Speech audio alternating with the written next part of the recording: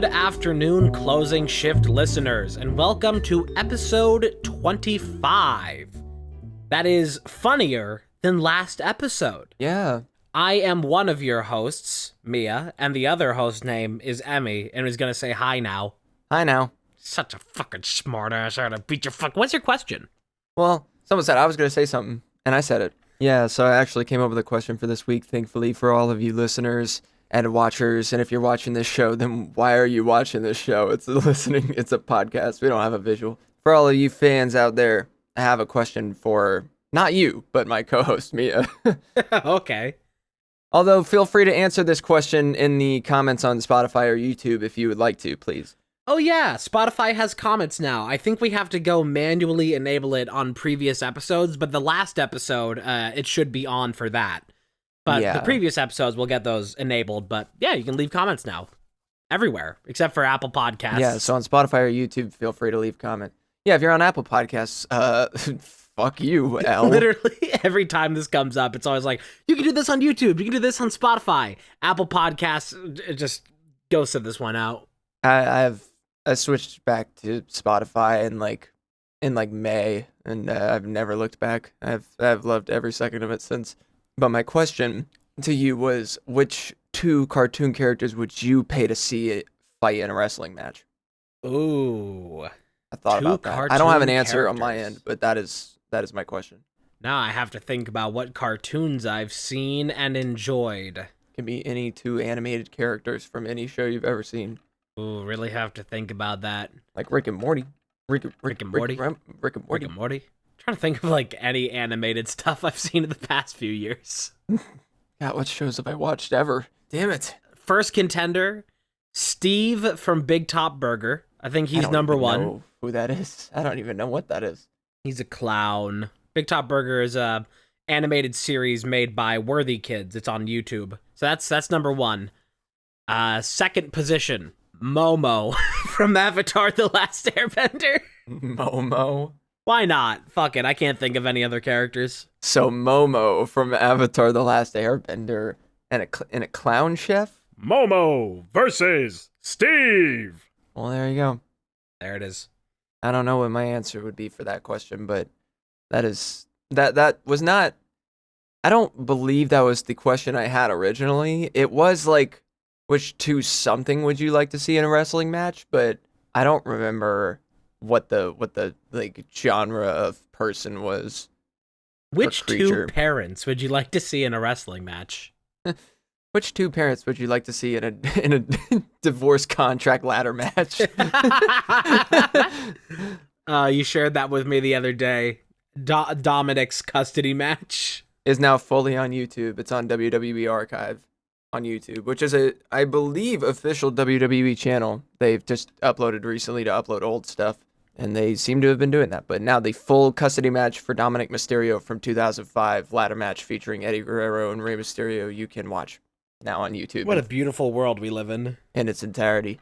What a beautiful time we lived in 2005 or 6 or whatever it was. No, I think it was 5, because I don't think Eddie Guerrero lived past 2005, which was a shame. Rest in peace, Eddie Guerrero, for sure. I love the promo he had against Brock Lesnar one time. He just like went off about like, I don't remember Brock Lesnar. Brock Lesnar made some like really like, I mean, it was scripted, so he was supposed to say it according to back then. But he said like, you know, Eddie, I really hope you are addicted to losing, or like something like that. Oh Like my actual. God. And Eddie was like, you know what, Brock, I am an addict. I'm addicted to the drive I get when we get in here. It's one of the greatest promos ever, arguably, and definitely one of the greatest of Eddie's career. That's just crazy shit. If you look it up, I'm sure you can find it, but it's a great promo. It's definitely worth a watch if you're a wrestling fan and you've never seen it. I saw it in like WWE's saddest moments or like most emotional promos or something by like Tap Out Corner YouTube channel. There's another good one by Dolph Ziggler that is underrated, as he is as a wrestler in general, who is now Nick Nemeth in TNA. But Dolph Ziggler gave a promo in like 2015 or something like that. He was in a feud with The Miz, and they were doing a match at like SummerSlam that was like Dolph Ziggler versus The Miz. If Dolph wins, he gets the Intercontinental Championship. If Miz wins, Dolph Ziggler will retire. and Dolph Ziggler won because he didn't retire. But Dolph Ziggler gave this promo for it that was like that was basically like just him giving a similar promo to Eddie, but about his career. He was like, "You're right, Miz. I can't stop coming back. And, you know, sometimes the things you love just don't give you as much love back, and you keep going and going and going and going, and you never get what you feel you deserve. You never get it." Damn. Because Dolph Ziggler just got like washed by WWE. He had like the greatest Money in the Bank cash-in of all time, and still does, in my opinion. And just they gave him nothing. They did not give Dolph Ziggler enough to work with, in my opinion. They sent him down to like NXT after being like an over decade veteran in like on the main shows. Crazy.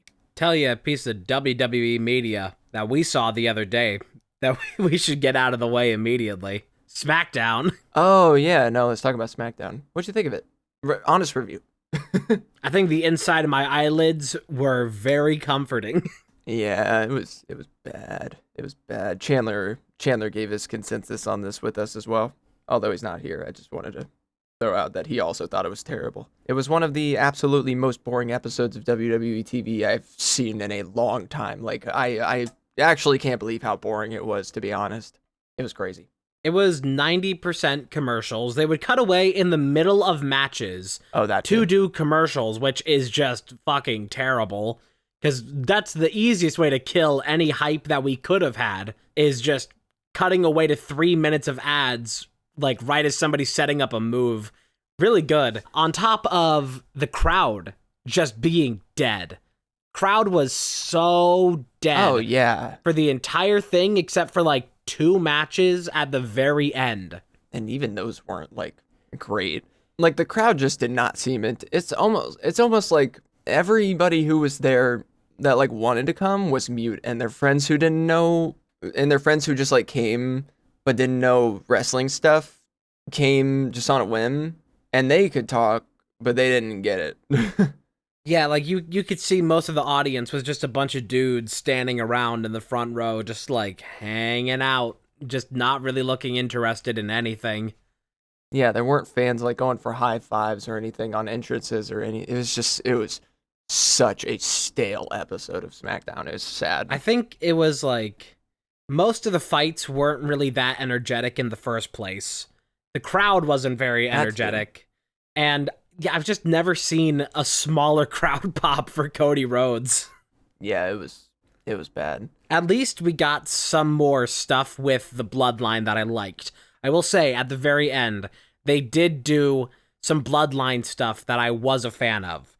And it put aside some of the fears that I've been having around that whole plot line, because they've sort of taken this spin on the Bloodline where they're now less of this like respected family, and they're now kind of more like a gang in a way.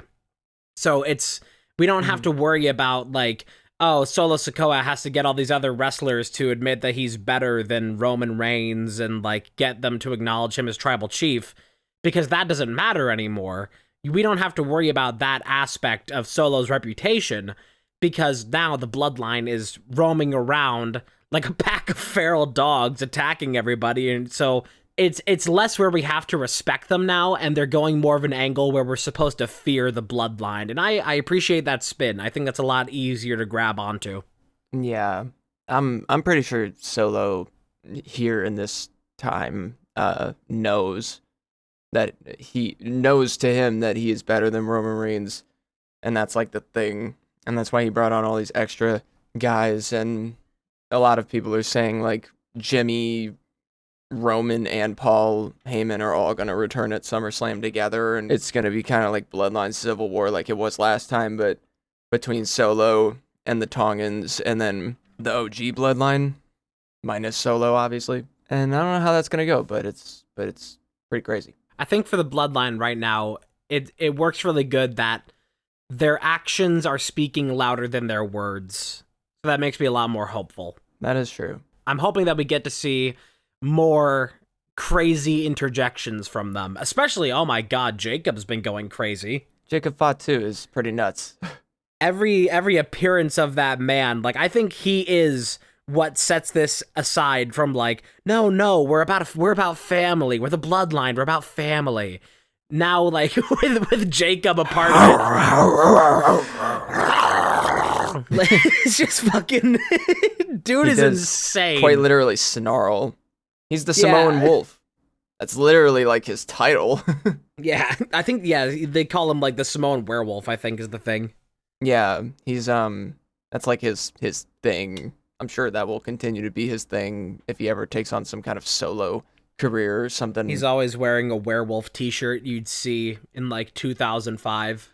You know, because of and this is not to put anything. This isn't like me throwing shade at Jacob Fatu or anything like that, of course. But they actually had to, like, because of previous criminal charges against him, had to like work with the government to get him into Canada. I don't know if you knew about that. Did you know about that? Damn, I did not. Yeah, WWE had to like use all their law abilities to get Jacob Fatu into Canada, but it worked, and so They had to use all their law abilities to aid this liability. because yeah, What did he do? Tear a man's spleen out? I don't know what he did. Eat his liver? I mean, whatever he did, I'm sure he did it before he was a professional wrestler. Oh yeah. But it seems like they have big plans for him, was my point, is if they're willing to work with the Canadian and US government to get him over the border, then they probably like him a lot. Yeah. And we're just gonna say like no shame for any of that of like having a history, whatever, and then trying to do entertainment things after. I'm sure Jacob Fatu, when he needed to like present himself, was like, suit, hair up, was like, yeah. Well, because it's like him being the werewolf is a character, of course. But right. There's plenty of like celebrities, plenty of actors and people in entertainment that they have like some crazy charges in their past that you would never guess because they're just like, oh, that's just such a normal and nice person now.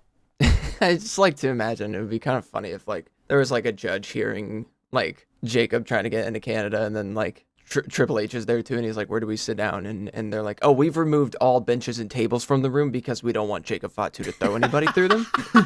Because the judge just doesn't know the difference between wrestling and doesn't know the difference between kayfabe and real life. WWE has to have done something like that before in like a courtroom and then like slam the judge through the desk. Like, if that's never been done, they have to. No, every time they do like a judge or like court kind of session thing, it's always in the ring. They just bring like a podium into the ring. I wish they'd do more on location. It would be pretty funny. But I guess that's not quite as hype as seeing it in person. Right, yeah, no, it's got to be like in front of the crowd. That's the whole thing. But then again, CM Punk got beat up in a parking lot. Yes, he got beat up right outside of a parking garage, but he also then got dragged into the arena by Drew, so. I think that's still Drew's profile picture on Twitter right now, is the bloodied CM Punk. Oh, that's funny. I have been watching some good media in the past week. It's media that I've recommended before, probably. I'm slowly getting through it because it's a 5-hour special, but I'm watching Gaki no Sakai and like their Batsus, because they do like a special event like every year called a Batsu. And it's basically like a massive try not to laugh thing, where if they laugh, they get some kind of physical punishment. Wow. So I'm watching the one from 2013, the Earth Defense Force, I think is what that one was. Very good. Very funny. I've watched a lot of, well, not a lot of, I've seen a good bit of Gaki no Sakai before. And it's great because there's archives of it online that you can watch for free super easily. So you don't have to like have any weird subscription model or anything. It's just nice. You can just search it up and just watch basically any episode. My favorite, of course, being Pie Hell. That's the one that introduced me to them many, many, many years ago. But now I started watching the Earth Defense Force Batsu because I saw a clip of, I don't want to spoil it if you want to see it for yourself, but there's one of the contestants, Tanaka. He, every single year, in some way, gets kicked. That's what they call it, is a tai kick, as one of the punishments. And there was a really, really good setup for it in the 2013 Batsu. And I would strongly recommend, it happens like an hour in, I would strongly recommend watching that Batsu. It's amazing. I'm trying to even think of if there's even an American show that you can compare Gaki no Sakai to. Because it's typically 5 comedians that are doing a try not to laugh kind of thing. And if they laugh, they get punished. But it's like, there's not a Western show equivalent of the kind of setup that they have for it. It's really something special. So go watch it. Go check it out. It's just not something Westerners are smart enough to come up with. I will say with the warning that some of the early stuff is not always the most culturally sensitive because it was in the 2000s and Japan. So keep that in mind for some of the really early Gaku no Sakai has some problematic stuff, but it gets better as time goes on, but still worth. How are your media ventures going? They're going fine right now. There's not much really going on. Mostly playing games, and I still got my book I'm going through. Getting pretty close to the end of it. I have loose plans to start some shows, but I haven't gotten to any of them yet. And I also have been trying to enjoy podcasts more, but that's kind of been an ongoing thing for a while. That's not like a new thing, but I'm still just trying to organize my actual real life too. So doing a lot of this coming down from being like a majorly content creator focused person. I'm trying to figure out, there's a lot of things I implemented into my life before under the context of being a content creator, and so seeing if I like those things outside of that context, I'm removing myself from the box I was put into and trying to look at the same things in that different way. Yeah, doing a lot of deconstruction. Doing a lot of deconstruction and reconstruction, and some of it's been nice, some of it's been exhausting, and besides that, my sleep schedule's been way off recently. I need to get that back in order, but also not having much to do in the daytime, definitely a killer of the vibe. Yeah, I just need to, like, I guess, find more shit to do somewhat, but also just consuming media all the time alone can be very depressing. So I don't want to. It's very hard to stay meaningfully busy. Yeah, it's hard to carry my weight while feeling like I'm putting it towards something, just kind of floating in existence and then stepping down every once in a while to do something. I had a thought that I'm now trying to recapture. Still love coffee, though. Some things remain constant. Yes. There are a lot of things for me that do not change, and coffee is one of them. Me and coffee, we go way back. Way back. I think the first time I tried coffee, I was in a Chinese buffet. Nice. I just, went on a whim. There was a coffee machine there, and I was like, you know what? I'm going to try it. I'll put some creamer in it. I'll give it a shot. And then I was like, I don't really get it, because I was, 12 at the time. And then a few years later, I was like, oh, no, I love this shit. I'm still the only person in my house that actually is, my sister drinks coffee, but she, does, the single cup Keurig type shit, and I don't fuck with that shit. I think that's some fake-ass fucking poser. But... No, you can drink coffee however what you I like. do, yeah. Go on. But I'm the only one in my house that consistently drinks coffee every day, and we have a drip pot downstairs that is exclusively mine because it does belong to me. But I'm the only one that uses it. You gotta have possessions. You gotta have things that are yours, because it helps identify you with yourself. You can be like, this thing is mine and I own it, and I love it. I got the question again recently, for the first time in several years, of where my username came from, and it's still the same answer it was then. I like the aesthetics of rot and decay, and I like coffee, and it's just as simple as that. And those things have not changed in, what, the 3 years that I've had this username? Yeah, probably, I don't know. Would have been around May of 2021. Right. I've had, I don't know. It was somewhere. It was well over 2 years ago, but I'm pretty sure it was early 2022 that I came up with Cosmic Emerald. But like I said, I'm chilling out from the content creator platform status, so just mostly been going back Cosmic ME online and not really using my username as a thing. Just it is how people know me if I come into their Twitch chat or something. I've noticed your username recently. You've substituted an X into there. Is there an intention behind that? Yes, I did do that, and no, there's not. Cool. The reason for that is that is available everywhere, and Cosmic ME is not. Fair enough. Which is stupid. They need to stop hawking your name. I know. Whoever took Cosmic Emerald on like everything and Cosmic Emmy, you don't deserve it. I earned it. And I know I brought it to everybody's mind when I said it, but I am not going to reference Hawk Tua. I wish that meme a swift death. And you could argue that it's already dead, but then I'd say you haven't talked to elder millennials or your parents. Or your parents' generation. It's become a chronically offline meme. People call it like coworker humor. I don't know anything about that. Because I ain't no dead meme bitch. Now, I ain't saying she a dead meme, but she ain't messing with no phoneme. Twitter, acknowledge me. Acknowledge your dead meme.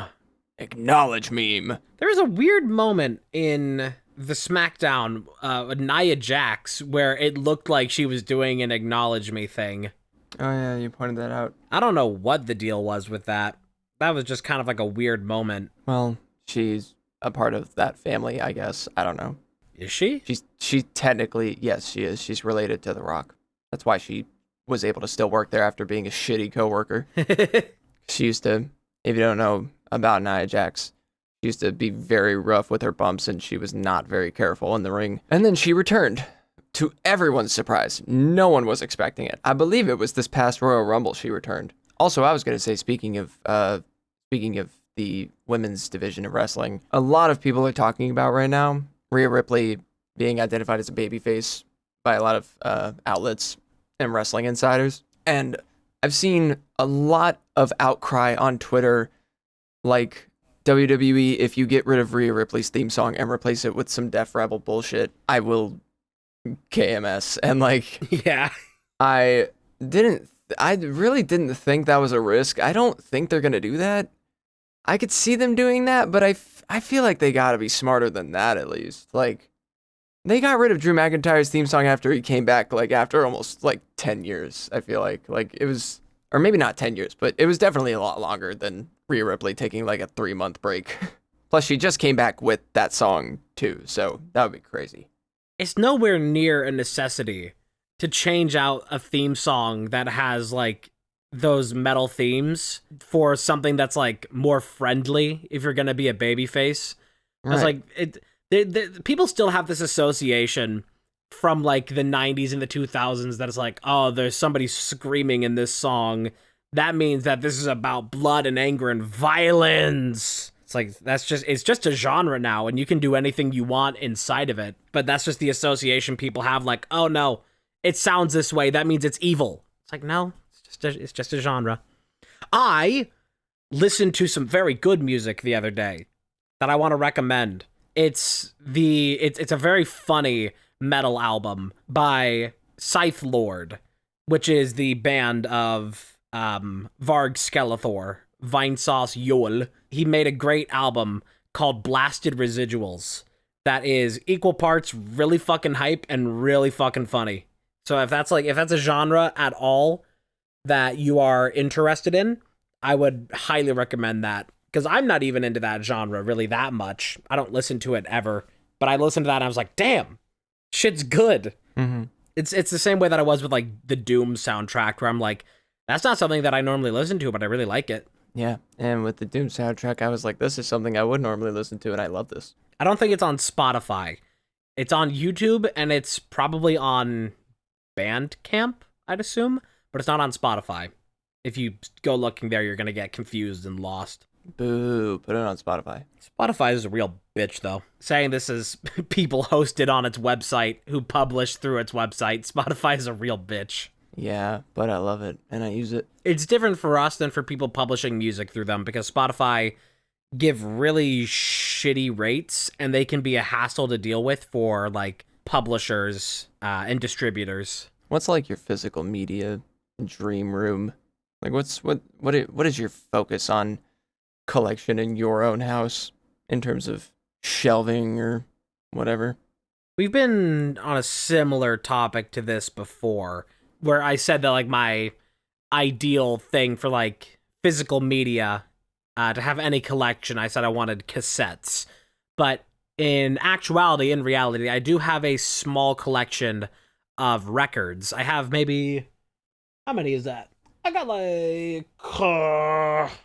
maybe around, like, 15 records. Some of them I haven't even listened to yet because my record player is broken. and I just pick up random stuff sometimes from Goodwill or other like thrifting places, whatever, like antique malls, whatever. Sometimes you just find something that catches your interest briefly, and then it's just fun to have in my collection, just because it's fun to physically have a piece of media.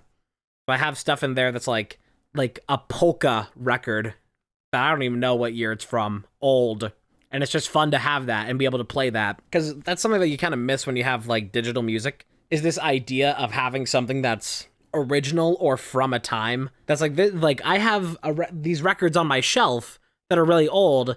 Sure, I can listen to them online anytime, but there is something special about having specifically a record that was made from when that came out. That's like, it becomes a little artifact of that time. I really like that aspect of it, because not only like I can listen to music from the 70s, I can own a piece of the 70s. Cool. Fascinating. What I was actually asking, though, was... Yeah. What is your... Not the question I meant to come off as, but yes, I do know... I remember the conversation we had about physical media, because my thing was like books. I remember. Hey, you asked me about my collections. I say I have about 15 records. That's my collection. Right. My question is, what is your dream organization room? Like, Fuck, how does I it spilled look? coffee on myself. How does... Oh, no. Are you okay? Yeah. Did you spill it on your penis? It's cold. Oh, it's like cold now. Yeah, it's like somebody just splashed on my shirt. Dang. Let me clean it off with my mouth. You're just, oh god, sucking it through the fabric. Yeah. You ever like... Okay, no, what's the question? Well, hold on. No, let's expound. Hold on. Because I was gonna ask, have you ever had like your shirt in your mouth when it's like wet or like something? I can't think of like... Yes, I know exactly. There's a you know what I mean, specific though? texture to it. Right, yeah. You're like sucking through the air. It's got like that, yeah, it's got like that taste or whatever. Like, It's just like... it's a weirdly specific thing, but you made me think of it when you said that. Yeah. But yeah, what I meant is like how does your dream physical media room look? Like, how are you organizing it? What kinds of like furniture are you using to organize your media? Like for me, it would be like, you know, shelves. I would love to have like a few side-by-side DVD racks kind of thing, alphabetically organized. Like, what's your, maybe not so like specifically, you know, but like what's your take on physical organization of media? Or maybe not just media, maybe like a whole room for like with a couch and a recliner and stuff. Yeah, I think I just have just a recliner and a shelf full of whatever, a table that has a couple different forms of media players on it, such as a record player and a cassette, all that stuff. Just a nice cozy room with just mostly illuminated by like a desk lamp, I think would be the ideal. Just like real chill late night kind of vibe of that. Almost that kind of nice, like 70s den, I think is kind of what I like there. Yeah. I do love like relaxing furniture. I could definitely do like, I don't know, almost like I think different media definitely justifies different like environments to enjoy that media in. Like there's something to be said about having like a home theater or like something like that for like movies or whatever.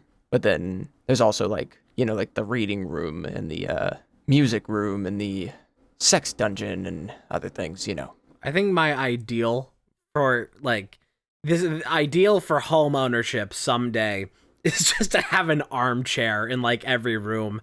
There is not a single layout of any... You just mean like a chair with arms in general? No, you know, like a specific, you know that kind of like armchair, the kind of shit you'd sit in at a library. I kind of do. Hold on, let me look this up. I think I know what you're talking about. It's what I'm sitting in right now, basically. I'm sitting in this reclining armchair. Well, guess what, genius? I can't see you, so I gotta look it up. So it's like every time that I'm imagining like the aesthetics of a room, of like any kind of like lounging room, of like, oh, a study or an office or just like a living room or whatever. If there's any room that is going to be associated with comfort and like aesthetics, it is going to be paired with some kind of armchair. Right, yeah. So are you like... You're like a recliner, an ottoman kind of person, not so much, or sorry, not recliner. Like an armchair, an ottoman kind of person, not so much a recliner kind of person. You like to like sit up while you're reading and stuff, or yeah. I like to. That's fair. be sat up most of the time. I do enjoy that. I definitely see the interest in both because I also like to sit up while I'm reading. It's what I have trouble a lot with in my bed. I feel like too lounged to like focus on the reading I'm doing, but I don't have any other way to like put my legs up while I'm sitting in this house like at all. So unless I'm like on the couch, we have a big ottoman in our living room. So like unless I'm on the couch, but our couch is covered in dog hair, so I'm not the biggest fan. But I have thought before about having like a regular armchair for my computer, just like at my desk in general. But I don't have the money to buy a good armchair right now. I've always been one for the less comfortable furnitures, or what people would typically associate with a comfortable furniture. I have my desk chair has the ability to lean back. I can either lock it straight up or I can lean it back, and I have not unlocked it from its straight up position in years because I just prefer it that way, and I really don't have any desire to lean back in the chair. You are stiff as a board. Yeah, it's like I am more comfortable on like a wooden chair with like a dining room chair with a stiff back than I am on like a super deep and soft recliner. Like even this armchair that I'm sitting in right now, it's like I wish the cushion was like a little bit harder. I like some good support from furniture. Yeah, I like support too. I feel you there. I don't like to sink into a couch. No, I'm a big like I need support in my furniture kind of person. I need it to hold me up in like a proper way, not like just let me sink into it. Yeah. I am a big recliner girly though. Like I could fuck up an entire day in a recliner. I've slept nights in recliners many times. Like I used to have I don't know how many of you know this about me. I'm sure you can find it in the background of one of my clips with my camera in it on my Ultimate compilation, but I used to have this bigger room than I do now that I turned into like 3 rooms. It had like I had a living room-esque area, a area with my desk and stuff that was basically just an office, and then my bed. And I loved that room to death because I made it mine. I bought like a rug. I had like a couch in my room. I had like a recliner, TV with a sound bar, the whole 9 yards, and then my bed and my desk and other parts. And I often slept in that recliner just because it was like right at my TV. It was awesome. Huge fan of recliners, personally. Especially the one we have. My grandparents bought it in like the 90s and we still have it. And the reclining arm bar in the on the bottom side of the chair only falls off a little bit sometimes. Oh, well, that's fine. I mean, the chair it's the 90s is what, like 40 something years ago now? 30 something, yeah. I couldn't do the math that quickly. 1990 was 34 years ago. Nice. I mean, the first car I ever got in 2016 was from 1991 and was the most reliable car I've ever had. And if you don't know, every car I've had since was from the mid to late 2000s, except for the one from 2003, I guess. God, I am not ready for Gen Alpha to talk about the 2000s like they're the 90s. Well, that's why I don't plan on interacting with them at all if I don't have to. I don't plan on getting old. I'm flying away to Neverland. I'll never grow up. I know we've been on this topic before many times, but it is truly inescapable being surrounded by actual children in online spaces. And the only thing I'll say about that for this and not go into a tangent is just that the other day on TikTok, I saw somebody ask what sorted meant. Like not sordid, sorted. Like sorting something. They asked what that meant in a TikTok comment. Were you able to find out how old they were? Were they like 9? I would imagine. I didn't go investigating because I was immediately annoyed and left and closed the app. Because I was annoyed and now I need a new phone because I broke mine over it. I still check TikTok every day with diminishing results because every single video is either a Reddit TTS or just some stolen bullshit that I fucking hate. Oh, I don't even check TikTok close to every day. I check it like a couple times a week, maybe, and even then it's still only for like 10 minutes at a time. It was the perfect crack cocaine for, the ADHD brain being able to scroll forever, always getting new interesting videos.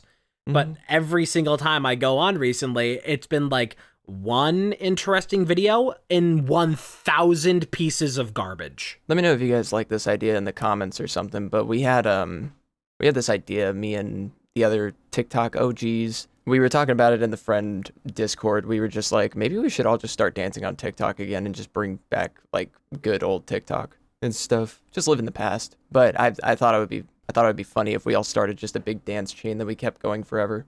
Because most of us used to be dancers on TikTok, if you didn't know. Like me, Boomer Chandler, some others in our friend circle that some of you probably know. But if you think that would be a cool idea, let us know in the comments on Spotify or YouTube. I think at this point, I'm just going to stop using TikTok altogether, except to upload something. There's just nothing of value there for me to see anymore. I mean, yeah, the most I go on it is to upload clips I make for our channel. Or our podcast, I guess. I'm following like 1,000 accounts on TikTok, and I see none of them when I scroll. Like, none of them ever show up on my page. I do see a lot on my For You page that I follow, actually. But that's because my algorithm has been set a very certain way, and I hardly ever touch it, so it doesn't really change. It's mostly just women and video game women in the best way. It's mostly like like I get a lot of videos that are like girls making fun of the fact that people like me have a For You page full of like goth mommies, and that's just what it is, including Rhea Ripley. I get her sometimes. I think most people that I followed on TikTok have since left the platform. It is a shame that a lot of actually interesting creators were driven out because TikTok is such a brain dead platform. I think it's really dumb that TikTok has a thing where you can label a post as AI generated when you are uploading it, but you cannot filter out AI generated posts from your For You page. Yeah. That's exactly what I want. I want a bunch of AI-generated Reddit TTS of a bunch of stolen fake stories that just gets everybody mad and riled up in the comments for something that never happened. Yeah. Or it's just stealing a Tumblr post or whatever. It's just actual sludge. Your Joe Hendry meme did do pretty well, though. It did well. I'm still waiting for the fabled day when a meme breaks through more than my Tears of the Kingdom one, but I don't think that's ever gonna happen. Yeah, how many? 841,000 views that video's at now. I've fallen off pretty hard on TikTok. when you see like just that one makes it look like I fell off extremely hard because that one blew up. And then you see one of my most recents that got 2 views, not 2 likes, 2 views. Yeah, no, my videos on TikTok don't do well anymore, really. I made my account public again because I was like, well, if I'm ever going to express myself creatively in front of people, I may as well do it here. I'm so mad about my Joe Hendry meme because... Why? It's so funny, though. I realized after uploading it, like 3 different things that I wanted to change, but it was too late at that point. There were like 3 things that I wanted to change.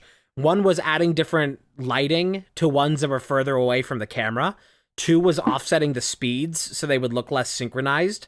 And 3 was adding more of them in the vertical space because it did not translate well cropping it for TikTok. But the cat was already out of the bag. That's fair. It is hard to be like, oh, I could fix it and re-upload it. Yeah. Because it already did. It's got like almost 650 views. Yeah, that's on TikTok. It's got that. It did just about as well on Twitter as it did on TikTok. Mm-hmm. Relatively. It reached the target audience on Twitter somehow. Well, that's good. Fortunate, even. My favorite TikTok I've ever made that was made for TikTok was I took an audio from Game Grumps and lip synced it, and I did a really good job lip syncing it. I like nailed it, and it was really funny. And it's funny too, because I didn't really do what I'm about to point out about my video like super intentionally, but it was I did like me with no makeup as Aaron and me with makeup as Dan. And that wasn't on purpose, but I literally filmed it the same day. I just like filmed the Aaron part so that I could go back and duet as Dan later. And I nailed the Aaron part in my opinion. Like I lip synced him like pretty well, even like the sighs and the grunts and stuff. And that video is very funny. I like going back to it every so often. And it's got like 8 saves. So I'm like, oh, that's cool. I like that people can go back and revisit that video. I like the every once in a while Game Grumps related post that comes across my feed. Or Ninja Sex Party related. Sometimes I'll just see a TikTok that just happens to be like somebody wearing a twerp shirt. Or like have like something related to anything in that sphere just kind of in the background. And I'm like, oh, cool to see it in the wild. Right, yeah. I made a Game Grumps clips TikTok one time, posted like twice on it. I actually have I got a hold of the @ on TikTok that's like Game Grumps clips, I think, or something like that. Is that what it was? Yeah, it was. The only clips I posted were from Dan reading his Wikipedia page and the Breath of the Wild iClip, EYE. Posting short form content is a lot more fun for me than posting long form content sometimes though. Just easier. Been doing some clips for Closing Shift. You've been handling that side of things. I do also do that. That is fun. But in general, I enjoy making short form content. It is kind of sad that, like, for short form content, if you want it to do well online, you have to make it look like it's stolen. Well, I don't do that, but Funny enough, I saw it in a stolen context. I think that show's called, like, Everybody Hates Chris. And there's, Heard like, of a that. scene from that where he's, like, pretending, he's, like, trying to sell cookies, and he's pretending that the cookies are stolen because it makes them seem more appealing. Where it's like, oh, exclusive. Like, these are, risky cookies. And then he sells more of them. I feel like you have to do that for, like, TikTok is, like, I've seen a lot of creators pretend to steal their own videos, and it gets it more engagement. Because for whatever reason, people don't like to engage. People don't like to engage with the original creator uploading it. But then when it's stolen, people comment on it as if it's the original creator. sure. What the time? The internet's full of a bunch of thieves. Bunch of thieves. So whatever, honestly. That's why I like doing my own original stuff and not stealing content. Thinking about that when I made the Joe Hendry meme of just like, I kind of am, as far as like TikTok goes, when I make short form content, I really am just kind of a meme page. Mm-hmm. But, a lot of meme pages are just stolen memes. Like, it used to be that meme pages would make their own memes way back in the day, but now they kind of just steal whatever they can scrounge around the internet. Way back in the day, like 2018, like, a million years ago. Little golden age. So I was thinking, it's like, well, I'm kind of a meme page, but I don't steal memes for a meme page, and I don't know why people would if you're gonna make a meme page, because it's way more fun to make a meme than to just upload a bunch of random garbage.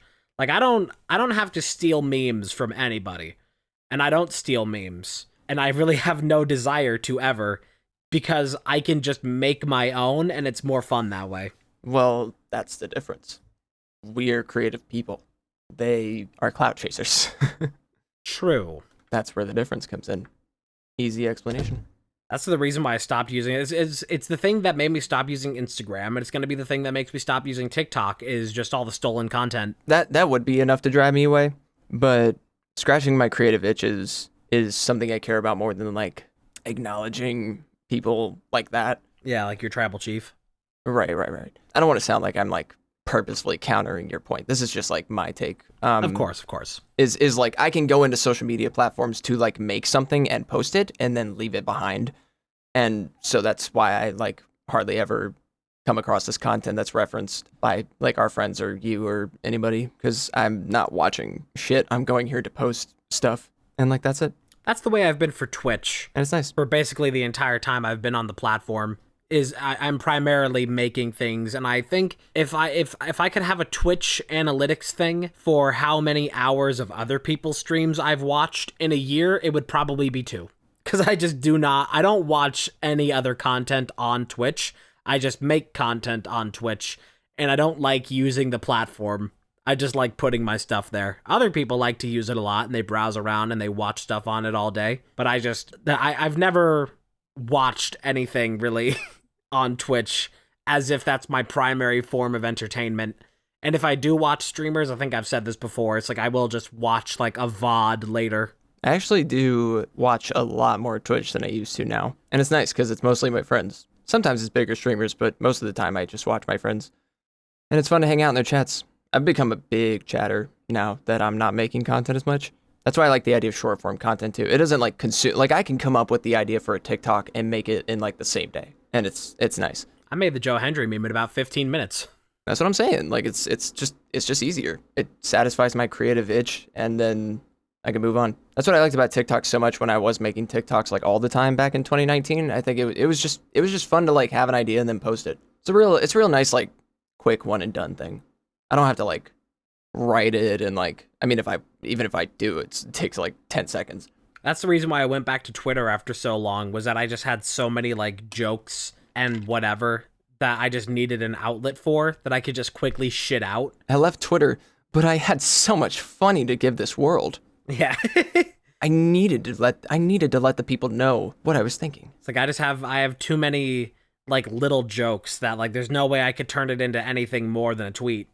So I went back to Twitter. Yeah, and that's fair. Ain't no one gonna knock you for that. I do have one tweet that I'm trying to do a thing with, that I've gotten some people on board with, and they say that they've been spreading this in the way that I have demanded. I have this ambition with one of my tweets of trying to make it one of those things that people quote without knowing where it actually came from. Mm-hmm. The primary punchline of the tweet just being, "Let's go home, Geodude." And I've gotten some friends into saying it. And they say it now like they say it unironically. Like they'll actually quote it now, which is absolutely ideal. Wonderful that it's working as well as it has been. But if you listeners at home also want to help in spreading this, just referencing "Let's go home, Geodude," as if it is an already established and well-known meme that somebody could feasibly already know about, and just never, like, if they ask you where it came from, what you're quoting, just say it's like, oh, it was some meme. Make it seem like it's some nebulous thing that is just like a quotable in the universe with no known source. That's what I want. I want it to have a life of its own, and I think it's somewhat starting to get there. Yeah, that's where it starts, right? The only motivation, I don't want any of it being, like, brought back to me. I don't want any, like, attention of it brought back to me. I just want it to exist as its own thing because it'd be funny. I'm not trying to get anything out of this for myself. It's like one of those, oh god, I hate those things where it's just like, can we make this blow up? No. Just because you asked? No. Edit. Oh my god, thank you for the likes, guys. I mean, I don't fucking listen, fellow humans out there. If you are listening, I am never going to try and enforce something to be funny unless it's like my content. I'm never going to make anything based on anything else I think other people would think is funny. I am going to make things that I think is funny, and then I'm going to post them. But I am not so ambitious as to try and make something that I think other people will think is funny. I have this mentality around what I make. I am not that confident. I don't care if I get a load of attention out of it. Like every meme that I've ever made, it getting likes or shares does nothing for me personally other than the satisfaction of spreading a mind virus. That's really what I like to do when I make memes. That's really the intention. I like to make mind viruses. And as much as those can spread is great. It's like playing Plague Inc. but with memes. That's what I make things for. If a clip of whatever, of me saying something, or a meme that I make, ends up infecting how somebody interacts with another person, that's exactly what I want. You've really gotten that done for a lot of people, huh? Yeah. Including me. I was not the same person I was before I knew Chandler and Mia. And I think arguably it's for the better. But arguably it's not, I guess. Yeah. No, I'm kidding. I'm kidding. I can say the same, that there are many things of which you have influenced the way that I interact and think. Oh, yeah. I mean, I'm sure we've both influenced each other in positive ways and ruined each other and others. Absolutely. I still can't hear the word reserved in my brain without thinking of your Smash Bros video to this day. I can't hear the word juice without thinking of that one clip while we were playing Dumpy and Bumpy. I remember that. I don't know what reserved thing you're talking about. I know what video that is, but... A little bit of reserve, Joker. Oh, yeah, I do kind of remember now.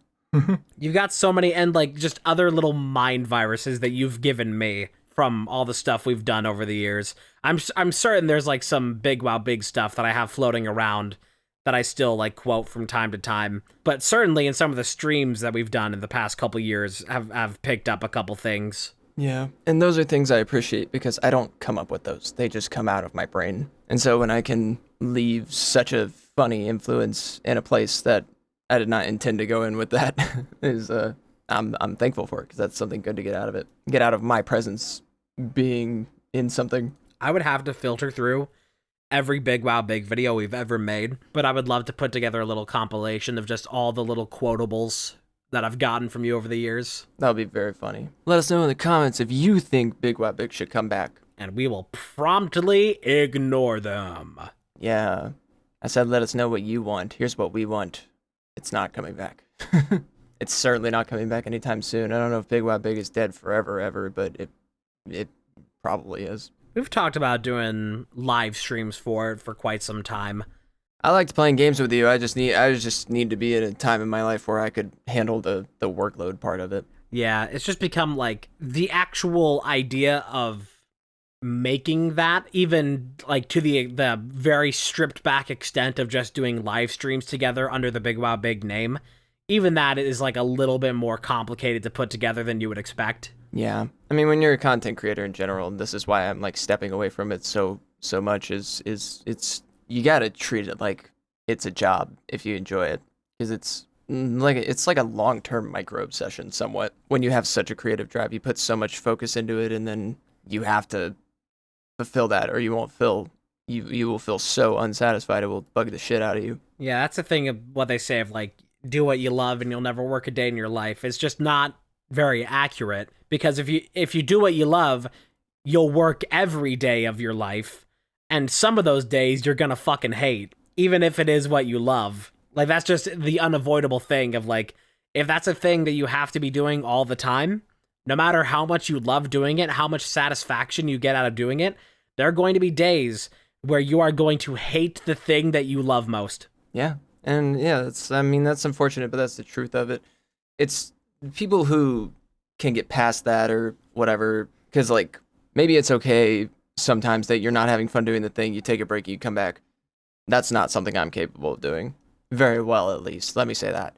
Because like there's a difference between that and like things taking up your time so you have to take a break. When you have to step away because it's literally like killing you inside to do the thing you love, that's I mean that is arguably love in general. You know, you're not always going to have a amazing time with the things you love or the people you love or whatever. That's certainly happened with me and friends of mine, but then I had to mostly what I do is especially what I try to do nowadays. I haven't always done this.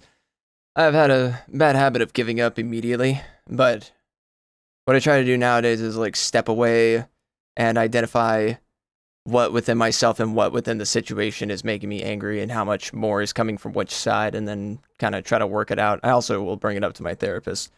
My therapist is a lifesaver. If I haven't made that clear on the podcast before, I believe I have. But I've worked through a lot of issues with my therapist this year so far. In 2024, it's been it's great. Therapy and medical treatment is very helpful if you can get that, and if you think it's not for you and you've never tried it, I would certainly give it a try. It is extremely helpful for me. It is the reason I'm able to function so much better nowadays, and my friends are probably also very thankful that I'm not as much of an emotional bomb to be around as I used to be. I found a lot of help through therapy, mostly in the means of it just being like this is the way that it works for me.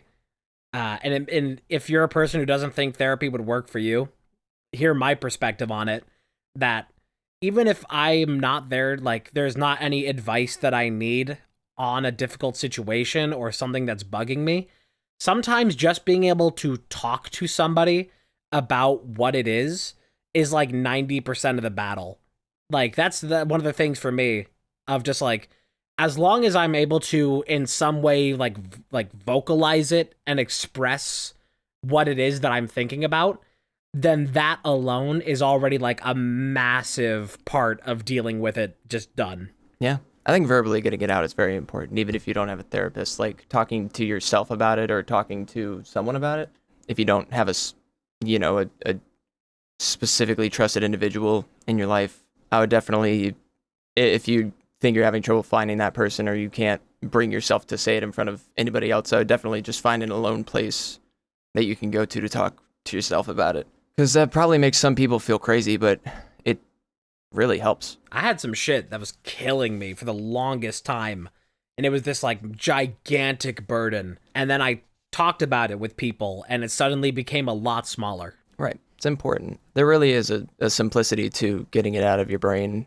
If you leave it trapped in your brain, then that is gonna continue to feed your brain that negativity and that kind of those thoughts, and it's eventually going to end up getting worse. Yeah, just your own brain becomes this like echo chamber, this reverberation just shaking all the walls until you finally open the door and let it out.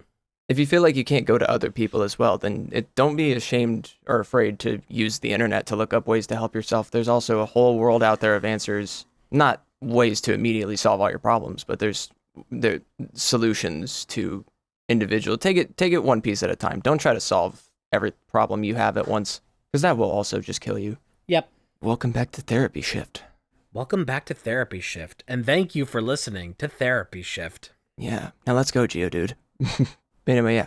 It looks like we can schedule you for another therapy shift next Friday. Does that work for you? Same time? Let us know in the comments if that works for you. RSVP in the comments. Yeah. I will say also, just to go through like while we're in the last like 10 minutes of this episode, I just want to say that we are not a platform to give you actual help. If our words have helped you get started on the path to helping yourself, that is wonderful. We are more than happy to be that for you, but just know that you should not put a serious problem you're going through in the comments and expect us to reply with a way to help you. Oh, yeah. That is not what we are here for. We are here to entertain people. Absolutely not. We just happen to also give advice sometimes. That is a thing I've had to go over with my chat recently. It's something that comes up on occasion of just, you can't just drop really heavy, really massive topics just onto somebody in their comments or in their chat room. It's really not a cool thing to do. To just like everybody has their own things that they're going through.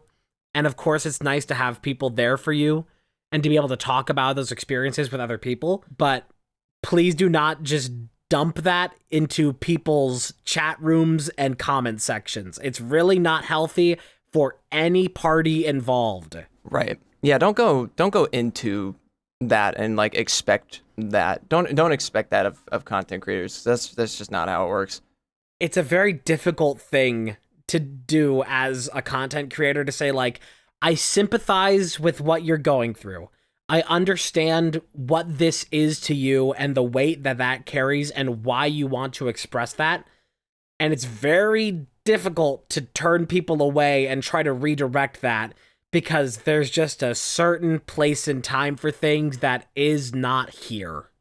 Right. It's like, I don't want to seem like I don't care, but this isn't the fucking place. Yeah, we certainly care. We wish you all the absolute best, for sure. There is a hilarious clip from, I don't watch him. I never kept up with like Dream SMP stuff. But Tubbo, he was a Minecraft YouTuber. I don't think he's really associated with any of that stuff anymore. He's a Twitch streamer, but yeah, he does his own thing kind of now, I think. He had a really funny clip recently where somebody was like trying to vent in chat, and he just went off on like what you could tell was years upon years of built up, trying to tell people like really explain, just like, we don't care, go talk to a therapist. Oh, well. All right, Tubbo. New sign-in on Windows. That's interesting. That was me signing into Big Wow Big, sorry. Okay, that scares me, because I get the notification on my phone and I'm like, oh god, is that my own? It's funny that you just happened to say it out loud. I'm glad you did, so I could tell you. Yeah, that was yeah.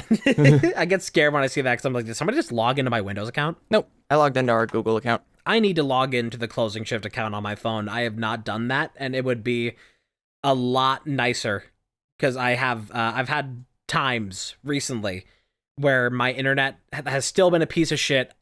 I think I've mentioned it before, where it's just basically every day having an outage. Mm-hmm. Sometimes for hours at a time, and sometimes those hours coincide with when a Closing Shift episode needs to go out, and I can't access it to upload it because my internet's out. Yes. I have the YouTube Studio app, and I'm signed into I've always been signed into like every account, like even my old ones. I hate how easy it is to sign out of every single account you're logged into in Google. Right. You're like, you try to switch to an account, and it's just like you accidentally hit the sign out, and it's from square one. No, that sucks. I hate that is able to happen. Yeah, I have 10 accounts saved for Google on my browser. Oh, and I guess one final closing thing in terms of my media recommendations. I've been absolutely obsessed with Fallout 4 recently. I was quite a hater of it when I played it a few months ago, because the first things I got into was the building system, which sucks ass. But when I went to play the game again and didn't immediately get into the building system and instead did the fun parts of the game first, I had a completely different view of it. And now I went from before where I was like, oh my god, how does anybody fucking play this dogshit trash? This system is so terrible. I hate the menus. Mm-hmm. I just installed a mod to fix the menus, and then I didn't immediately do base building, and that changed a lot. And now I love it, and I've put in like 50 hours in the past couple weeks, just constantly streaming it. And I'm absolutely in love with the DLC. Far Harbor is one of my favorite. It's like, if that was released as its very own video game and not a Fallout 4 DLC, I would call it Game of the Year. I've been really enjoying it. So that's my I guess recommendation, also just what I've been playing, what I've been up to. A lot of Fallout 4. I've been loving it. Well, I'm happy for you that Fallout 4 was able to change your mind. I paid $10 for it, got a refund, and then paid $7 for it and loved it. Nice. I still got, just real quick at the end of this episode, I still got Destiny 2 to play through. I bought the Witch Queen DLC. That was like the most positively reviewed one. Yes. And they're So doing good. another thing right now that's got positive reviews. If you have Destiny 2, I'd be down to play it with you, but I've played, in terms of Destiny 2, I've done Witch Queen, and I've done whatever the new one was that was set on, like, neon, or tight, like, something like that. It was, like, in a very, like, cyberpunk-looking city. I've done those two, and I've enjoyed both of them. are you talking about the newest one, the Final Shape? I don't know entirely, because it would have been whichever one would have been around, like, 2022. Oh, Whichever one released then and has, like, the fucking Silver Surfer. no, this one just released last month. Yeah, no, I don't know anything about that. But it's got good reviews, and I want to play it. It's just expensive. I'm waiting for it to go on one of those $3 sales. Yeah, Destiny DLC gets real fucking expensive. Yep. I mean, that's when I got the Witch Queen. It was on one of those really cheap sales, but yeah, I do want to play that. So if you want to play that together, super down. I don't know if I own the Witch Queen. I played it when it was like, it had a temporarily, it was free. That'd be a shame. Do you have to have it to load into like my lobby to play it? I'm not sure. Possibly. We can find out. Yeah, we could try it, I guess. I don't know.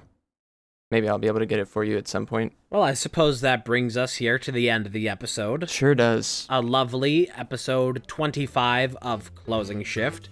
We will see you again next Friday at the usual time, where we will have more topics that we will discuss very similar to what we discuss every week. Indeed. See you then, folks. Let's go home, Geodude.